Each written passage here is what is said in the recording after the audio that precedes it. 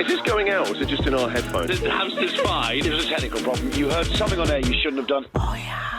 I'll keep this quick, don't worry. I'm John Fox, and I am back with part 2 of my chat with Manchester radio legend Adam Cole. Now, if you missed part 1, then may I suggest you listen to that first, but for everybody else, get ready to hear about Adam's eventful foray in US radio, stints 3 and 4 at Key, and possibly the most brutal circumstances anyone's ever lost their job. Let's crunch and roll. Oh, yeah. In 2002, so I'm going to say you stuck the middle finger up, and I mean, this is an interesting move. This is, Adam. So the story's even more bizarre. Is it? Honestly, so really bizarre. You go to Miami. Yeah. So I'd been going to Miami on holiday for a few years, and I used to love listening to this radio station in Miami called Y100. They were brilliant. It was like pound, pound, pound. It was like, you know, they were shouting and the music was brilliant and the imaging and the jingles, it just sounded so huge. And I'd always had this thing about American radio. I always looked up to it. Whenever I could get tapes sent over of Rick Dees' show or Howard Stern or whatever, I'd get tapes sent over. And when I kept going to Miami on holiday, I'd take a load of blank cassettes with me and record a load of the shows to bring back and listen back to them. And I was at Key, it was 2002. Feeling really, really miserable. And I was like, it'd be great if I could work in America. I'd love to work in America. I never fancied London. It was never for me because I don't like that horrendously over. It's just too much. It's just too busy. And I recorded that day's show. Literally just hit the snoot machine, recorded the show, went online, looking in this little book that I had, it was like a white book or something that had names and addresses and this, that and the other. And I sent 3 tapes out. One to Y100, one to this rock station in Miami, and one to this pop station in West Palm Beach called Wild 95.5. And finished the show, put it in a thing, sent it off. 24 hours later, I got a phone call from this guy called Jordan Walsh at Wild 95.5 in West Palm Beach. Just got your tape, love it, can you come over and see us? Wow, that's amazing. You're kidding me? It's like, no, we'll send you a plane ticket. Will you come over and see us next week? So they flew me over to West Palm, stayed with a friend who I knew lived down there, went to meet this guy. He offered me evenings. The salary wasn't brilliant, but I didn't really care. And I thought, I'm going to make my way in American radio here. I'm going to do something really cool because I'm a British voice in an American sort of culture. I might have something a little bit special. And they offered me the deal. I did it. I told Key I was leaving.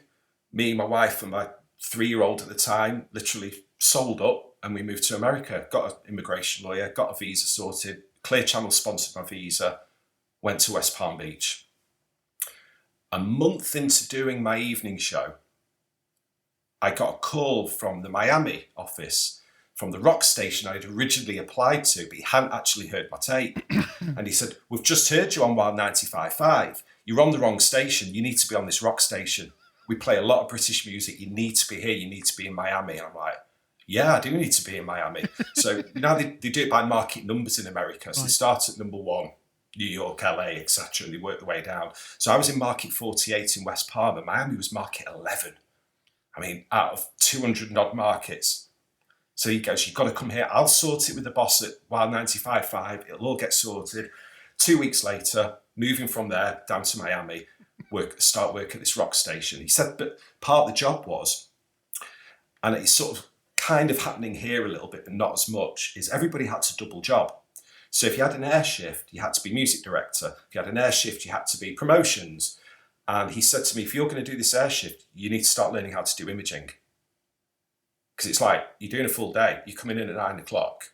You're going to do a day's worth of imaging. You'll sort of skip out halfway through the day to record your show because you don't have to do it live. This is early voice tracking. And there was a fabulous imaging director there called Kelly, she goes, also Kelly Doherty. She's now the voice of Capital Dance, but she was the voice of Kiss FM in LA, Z100 in New York, and she was a bit of an imaging god. And she was next door to me in our building, so she taught me how to be an imaging person. And within a few weeks, I became the imaging director of 2 rock stations and doing the evening show. And then, even funnier, WIOD was another station I worked for, which, believe it or not, was a news station. And because I'd done about a year at the BBC early in my career as a assistant producer, general dog's body, oh, well, you've worked at the BBC. You're going to come and read the news. No. Like, I can't read the news. Are you mad? Yes, you can. No problem. So they got me in to do the 5 and 6 and 6:30 news. Like the peak afternoon drive on this news talk station. I'd go in, they'd pass me the script and I'd read the news. And they loved it. They thought it was like this voice of authority because I had this British accent and everything sounded bigger and better there was more gravitas to everything and people really hung on to your every word. So for about a year, I did the 5, 6 and 6:30 news at the same time. Were you any good at doing the news? No, it was awful. Awful. I never would have got a job doing the news here at all, but they loved it. They didn't know any different. It's interesting because we've spoken recently on the pod to Ian Camfield, who went out to America, and he absolutely loved it. He loves, and he's there now. But he was saying it's nuts. Like the business side of it is nuts. Yeah, it is nuts. It was a completely different world to what I was used to. A lot more people per station as well. I mean, the building we were in, its nickname was the Taj Mahal. It was a purpose-built radio station, this building that was built after they had a terrible hurricane which damaged and killed loads of people in the 90s. And this building was like unreal. There were 7 radio stations in this building, pretty much one of everything: sport, news, hip-hop, smooth jazz, classic rock, modern rock. And I learned so much so quickly being thrown into the deep end into American radio.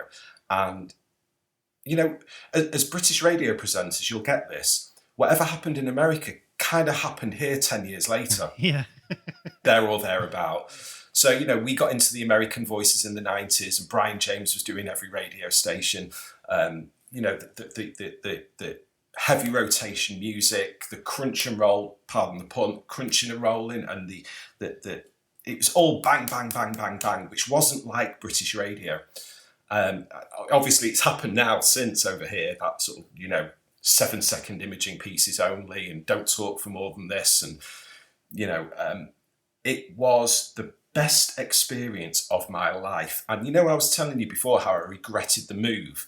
At the same time, had I not done that move, I probably would have not got that, you know, opportunity to go and work in America, which was exceptional. However, in America, as deregulation has hit over here, they had that deregulation many years ago, and you could do what you want with your radio station without asking anybody for permission. No promise of performance, doesn't matter what you were playing. If you wanted to, if you were a rock station one day, you could be a top 40 station the next day if you wanted to. And this particular rock station I was working at was called Zeta. It'd been there 35 years. It was like a major part of South Florida's life. Whether you were into rock or not, you knew that Zeta existed.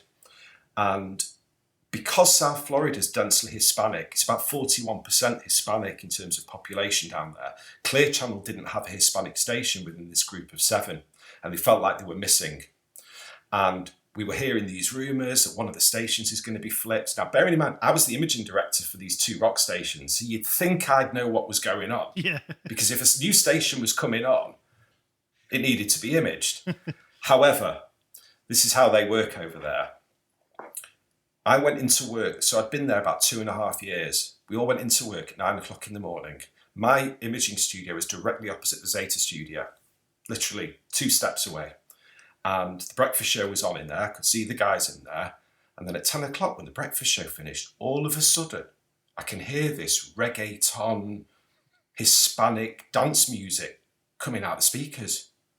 Like, what's going on? Ring, ring, my phone rings. Hey, Adam, it's Troy. He was my PD. Can you come to the office a minute? Yeah. Phone goes down. I walk out, and as I'm walking out, I'm seeing other people marching around the building as well. Heads down. What the F is going on? So before I went to his office, I opened the Zeta door, and written across the back wall was Mega 94.9. Oh. What? I'm hearing these jingles, Hispanic jingles. Where have they all come from? It turns out they've been plotting this for a few months. They decided to pick our station to flip to a Hispanic station. They got some guys in Houston, Texas to re-image the radio station without anybody knowing. They'd got a program director in another part of the country to get the music ready to go and to load the music up remotely. Wow. And we were all 9:30 in the morning, 10 o'clock in the morning it was. We were all marched out, 40 of us, promotions, sales, management, everybody. We were marched out the building. Severance, goodbye. Severance, goodbye. That's how brutal it was. No. And that was it. That was my American story. Wow. But having said that, I still look back on it as the most fantastic time of my life. Working at that station in Miami with those people was just brilliant. And there's some of those people as just friends for life. We're having a party. So you fly back to Manchester Airport and you get a gig on XFM. Yeah, so Dave Shearer was the PD at Century at the time. God love him. And I rang Dave. I went, Dave, I'm back. He said, do you need a gig? I said, yeah. He says, come and see me tomorrow. Amazing. Love Dave. Yeah. Love that man so Legend. much. And I walked in and he said, right, we've got XFM coming soon. But in the meantime, I'll give you some shifts on Century. It's like, okay. So what's the first shift he puts me on? To cover Graham Torrington's Love Lines. Welcome back to the UK, Adam. I'm like, you've got to be. I've never done a talk show in my life. I can't do talk radio. And they put me with a lovely guy called Steve Softly. He was a producer who's gone on to do wonderful things. He does so much for Radio 2 now. He does the Michelle Visage show, the Michael Balls show. He's turned into a fabulous producer. And Steve and I did Love Lines while Graham Torrington was off. And then I think they got rid of Graham at some point around that time. And they kept me on to do, it was only 2 or 3 months to do the talk show, but we got rid of Love Lines. It was like an anything talk show. And we had a bit of a giggle. It was fun, but it wasn't what I was really wanted to do. I wanted to do XFM because I'd just come from a rock station in America. It made perfect sense to do it. Matt Wyatt was the PD. Andy McPherson was there as well. Nick Davidson was there. And I did mid-mornings on XFM for the launch, part of the launch. And how was that experience? Interesting, because when the test transmissions were going out, and when it was an RSL prior to the station launching, they were playing Pearl Jam, they were playing Red Hot Chili Peppers, you heard Public Enemy, it was alternative, it wasn't just indie. And when it actually got on air, everything was ripped up, and we were like playing Razorlight, and then the Libertines, and then Razorlight, and then the Libertines, and then Razorlight, the Libertines, and it was like very British indie, and it was a massively tight playlist. They didn't want you really to do too much on air. It was a bit of a letdown, to be perfectly honest with you. Bit of a letdown when I was at XFM. I was expecting a little bit more, because I think this sort of led us to believe that it was going to be more than it actually ended up being. I mean, obviously it's become a very different ball game since it's Radio X and everything else, but it was towards the first year where another program, so Shearer had left, and then Sarah Carter had come in to be the PD of Century, and all of a sudden they said, right, we've got a great idea. You, Sarah, and Paul Salt, you're going to do breakfast on Century. What? Hey, you've done breakfast before, you can do it on Century. I'm like, I'm going to be working with the PD in the studio. How's that going to work? I'm not having like a live Snoop every single show.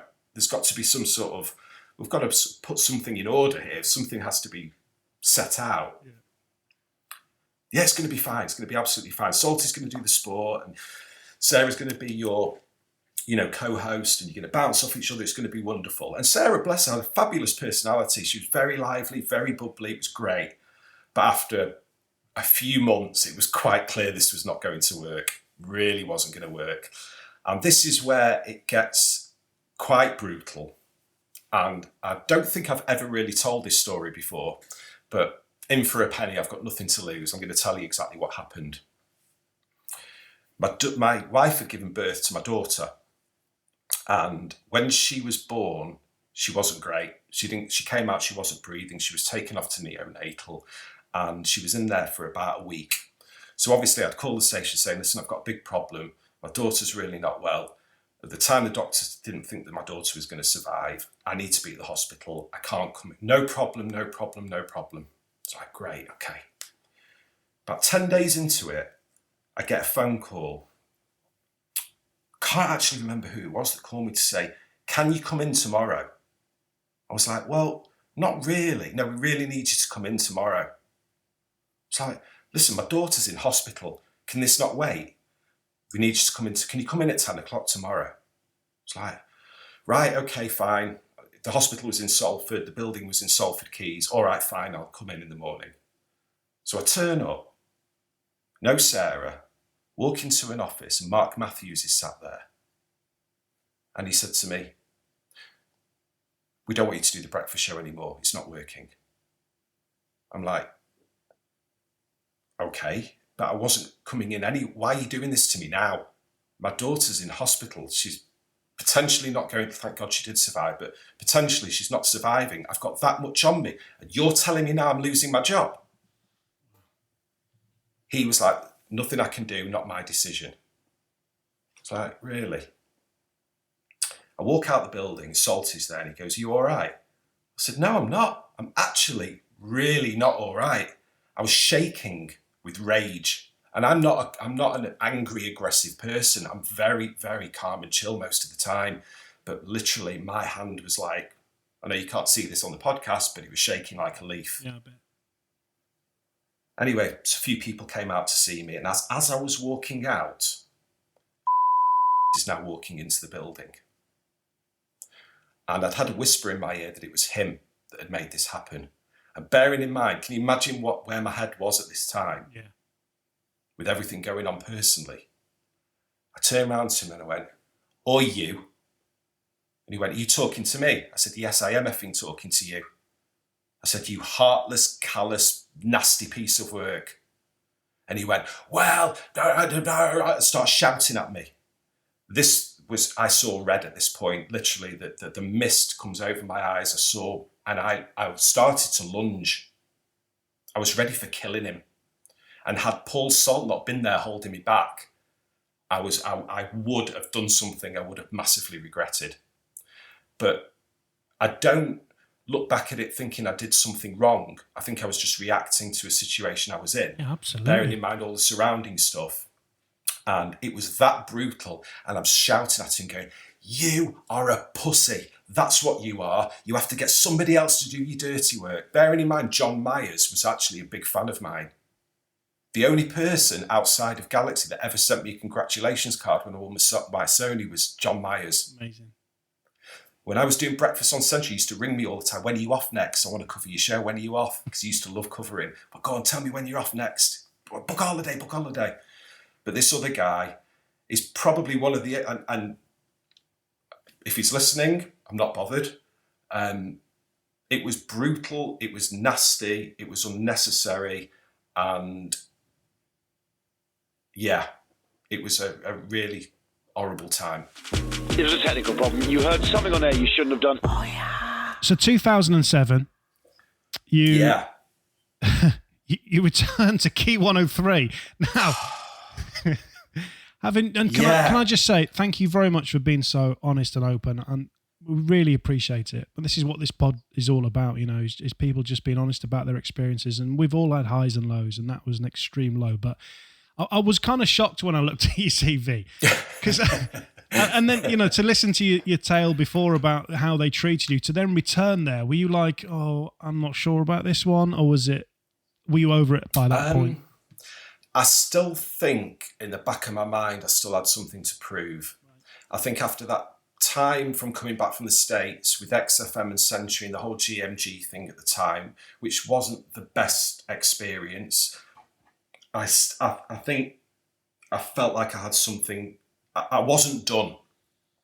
And because of what had happened at Key before, I almost felt like, no, I want to get this right again. I want to love Key 103 again. I want to love once, you know, it was always my dream, and I didn't want it to be shattered anymore. And I felt, no, I'm going to go back. I'm going to do this. I've got an opportunity. I'm just going to do it.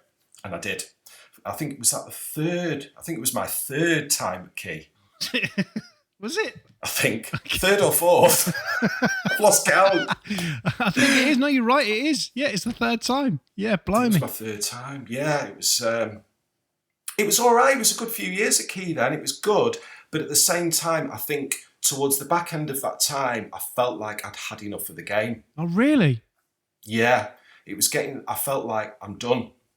And I remember discussing this with my family and people around me, and just, they were saying, well, if your heart's not in it anymore, you've got to go. If it's not right, go, because otherwise it's just going to become really challenging for you. Can I ask a question? Those people around you, your family and friends, the people who love you and know you the best, when you said to them, my head's not in the game anymore, did they agree and go, no, you're right, your head's not in it anymore? Have they noticed that, do you think? I think, yes. Certainly my parents had noticed that I wasn't as enthusiastic when I was talking about my industry as I used to be. It was my mum that spotted it. She was like, this has just become a job, hasn't it?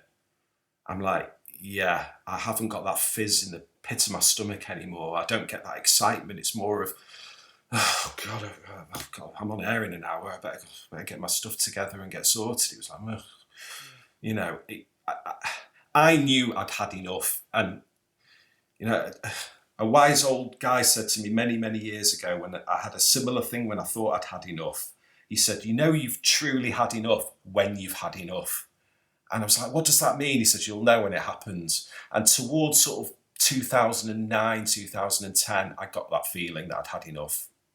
So what did you do then? Because, I mean, you do return for a fourth time, but there is a 5 year... I do, yeah. there's a 5 year break. I mean, what did you do in those 5 years? I actually had a kitchen installation business. No. Yeah. So... I wasn't expecting that. My dad used to be in the kitchen game years before, and he used to sell lovely, beautiful German kitchens to very well-off people. And there was an opportunity at the time with... because you know, sometimes business wasn't great, and you know, you'd have these fitters and these tradespeople that were knocking around, and my uncle had actually dropped off something that was in the back of the Manchester Evening News that said kitchen fitters required, call this number. So my dad wasn't particularly interested, so I thought, well, let's just see what this is. So I picked up the phone, dialed the number, and they went, hello, IKEA Leeds. No. And I went, can you put me through to whatever it said on the extension number? And they said, we're looking for fitters. So I said to my dad, have we got any fitters? He was like, yeah. I said, right, okay, let me see what we can do with this. So the upshot of it all is we set up this kitchen installation business, got the contract with IKEA in Leeds, and then found more fitters. Then we got the Warrington one, then we got Glasgow, then we got Gateshead, and then we got the one near Oldham in Ashton under Lyne. And we had these 5 IKEA stores, and I had a little office around the corner in Manchester here, 3 or 4 staff. We had about 40 fitters and tradespeople knocking around. That's amazing. And we were fitting kitchens for IKEA. I was more shocked at that than I was with the woman without the woman without the legs at the start of Hospital Radio. That's, yeah. Jesus, I wasn't expecting that. So yeah, so you fit some kitchens, and then like the boomerang that you are, Adam, you return in 2015 to go back to Key 103. And I didn't go looking for it. Did you That's not? The beauty about this one. No. I'm intrigued. How did that happen? As far as I was concerned, I was done. It was over. I'm not going back for anything. I'd left it behind. And I get a phone call from Chris Pegg. Hello, Chris Pegg.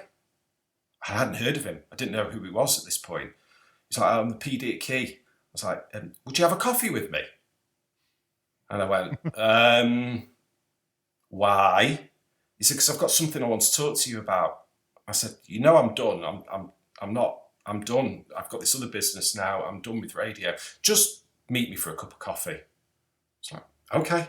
So we met at Starbucks, some backstreet place in Manchester. And we sat down and he said, I'd love you to come back to Key and do drive. It's like, but I'm kind of done. he said, well, what are you doing now? So I told him about my business and everything.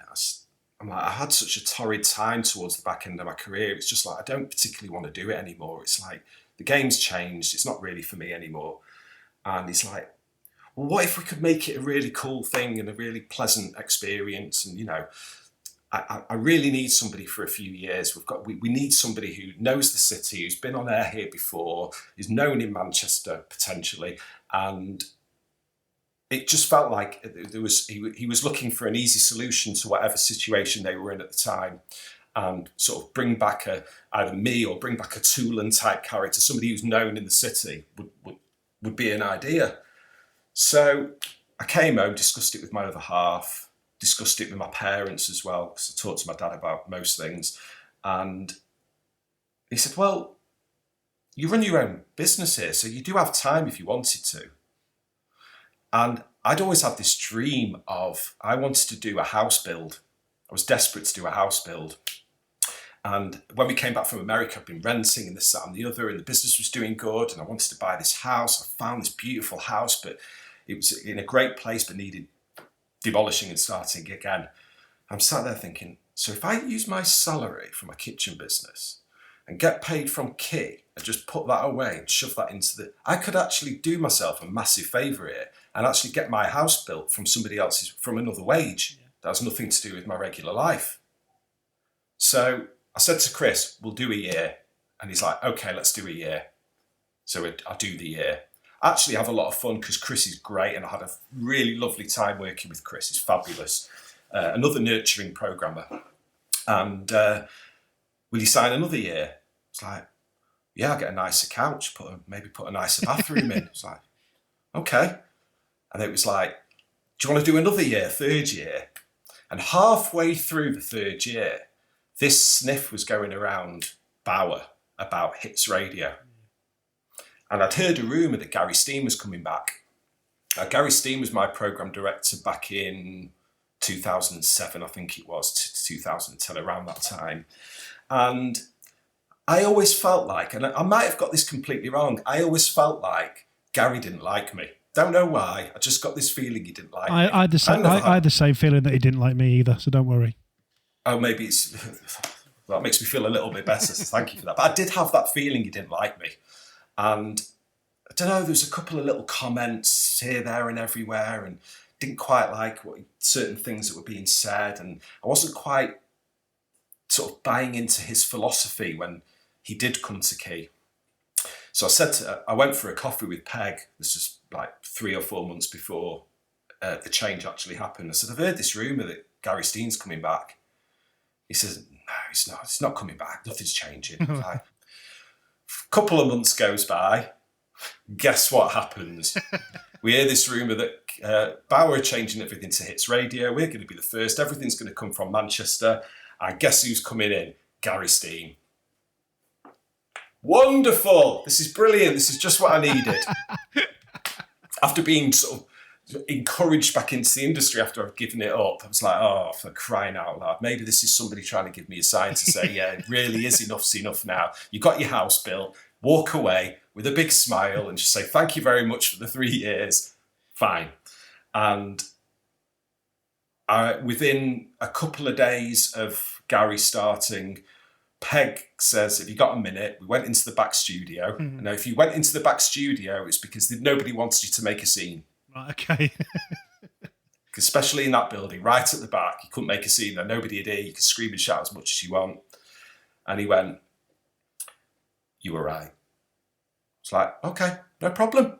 No problem. I said, I'm contracted till whatever it was. There was about 4 or 5 months left on my contract. So, yeah, no problem. I will sit my contract through. I'll do the right thing, as I always do, regardless, and I will sit through my contract. Okay. Following day, we had a little tuck shop upstairs at Key. It was behind the traffic department, and the traffic girls used to look after this tuck shop. They'd go to Costco and they'd buy all the sweets and chocolates, and you'd go pay 50p and go get a Mars bar. So I was halfway through my show, I was starving, hungry, I hadn't had lunch. And I went up to the tuck shop to go and get a bar of Yorkie or whatever it was. And he walked past me and he went, get back in your studio. I'm like, what? Pardon? What? Is that the way you talk to somebody while they're on air? And I walked back downstairs. Finished my show. I came upstairs, got hold of Chris, and I said, Chris, this is not going to work. That was it. End of. So you go back to selling kitchens. I didn't. You did not? Okay.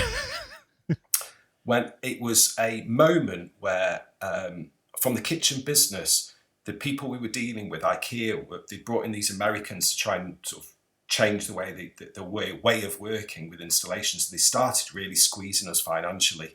It was becoming more and more challenging. We were having to do, where we would be doing 20 fits a week and making a lot of money, we were having to do 30 fits a week to make the money we were making on 20. But then they were bringing other installers on, and we were getting less and less work, and it was becoming more challenging. And I just felt like I needed a full reset. Everything. I needed to Control-Alt-Delete me completely. So I closed down the kitchen business, finished the fits that we'd arranged to do, was not interested in radio anymore, and I was going to take a year out. Literally just take a year out. Had a bit of money put aside because I was obviously earning 2 salaries at the time. So I thought, I'm just going to have a year out. About 5 months later, my wife tells me she wants to get divorced. This is 6 months after the house was finished. Yeah, exactly. Luckily, it was amicable in terms of we didn't have to, get lawyers and horrible stuff involved. It wasn't nasty. It was quite easy to get sorted.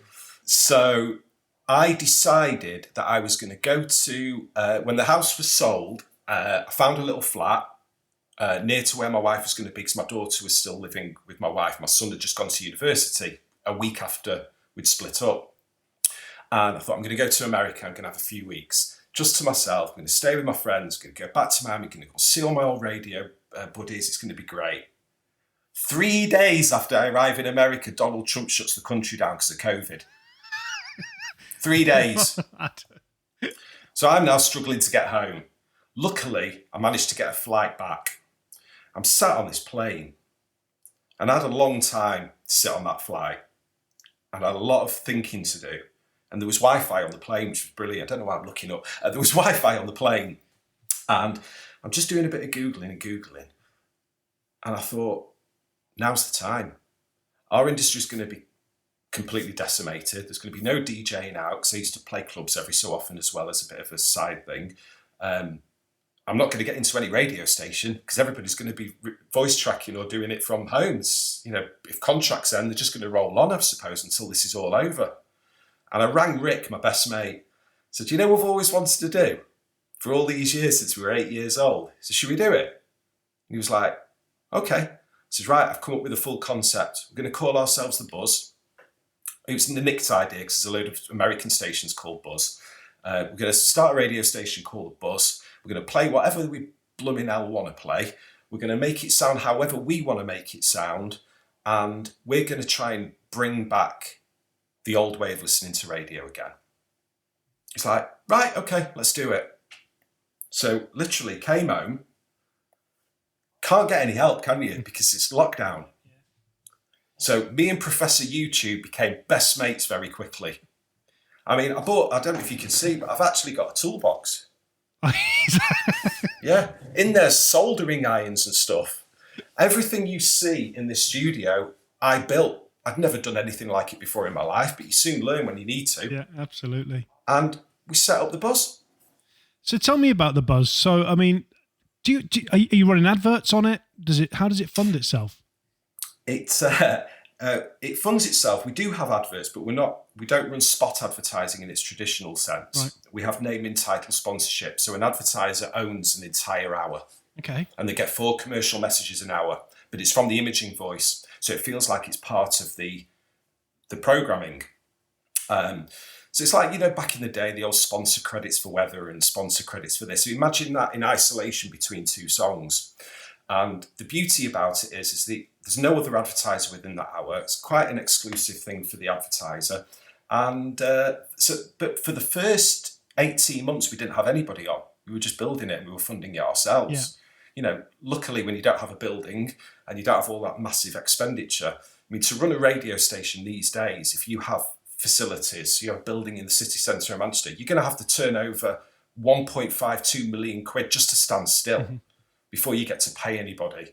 And those kind of costs are it can't happen for a little station like this. So I built everything on a shoestring, put the play-out system that I begged Bauer to put into Castle Key instead of them using that Dalek rubbish. I kept telling them, get Zeta, you've got to use RCS. No, we're getting Zeta. What have they got now, by the way? Zeta. Zeta, there you go. So they spent all that money and time with that stupid French system, Dalek, which was absolutely bobbins. So I learned how to use G-Selector, learned how to use Zeta, learned how to program a radio station, got all the music. We then brought in a commercial person. We've now got a marketing person. We've raised some money in investment. And we're about to do something in the next 6 to 12 months that has never been done before in British radio. That's all I can say about it. I daren't give the game away. Don't do it because it's a lot of work doing what you've done to set up Buzz. It's a hell of a lot of work, and a lot of passion has to go behind it, a lot of energy. So don't give away your secrets. I want it to be the success that it is. Thank you. I appreciate that. So it's not the Buzz Manchester as it is. We're broadcasting on DAB now. We're on the Manchester one. We've just taken Stockport for the sort of Cheshire area as well. There's a TSA of 2 million for us now. We've got really good digital listening figures. We've not been involved in Radar yet because it's not really any point at this early stage of being involved in Radar, certainly for the cost of it. Plus, we know how, I know Radar is the currency and it's the currency that people trade on, but it's not the greatest way of measuring an audience. Amen to that. Amen to that. Not hiding behind it. The sample sizes are far too small, and, one tick could mean 10,000 listeners. That's just bonkers in my head. And obviously, we know radio doesn't talk back, but digital does. And we get some hardcore facts and figures from our digital listening. And it's grown nicely year on year. We're in year 4 now. We've quadrupled the audience since we started. And we've got some really clever stuff on the way that involves some very clever technology and some very clever people that are helping make this happen. But it's going to be a disruptor. And is that one of the reasons why you've done it, to disrupt other stations in Manchester? I suppose kind of, yeah. Yeah, you can say that. I understand that. I understand why. There's no point in not being honest with you. Yeah, there's a little bit in the back of my mind that goes, I'm going to show them. Good on you. I know it's David versus Goliath, and I know we're taking on 2 humongous companies with lots of marketing potential and power, but I don't care. Good. I've always backed the underdog. Always backed the underdog. From my days at joining Galaxy, that was a proper run. I could have stayed in Leeds, heritage radio station, been there forever, Radio Air. It was part and parcel of the whole Leeds culture. I could have stayed there for years. Might have even moved to Leeds one day.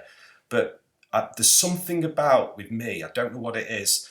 There's something inside that says, be the underdog and just go and stick 2 fingers up to those people that told you couldn't.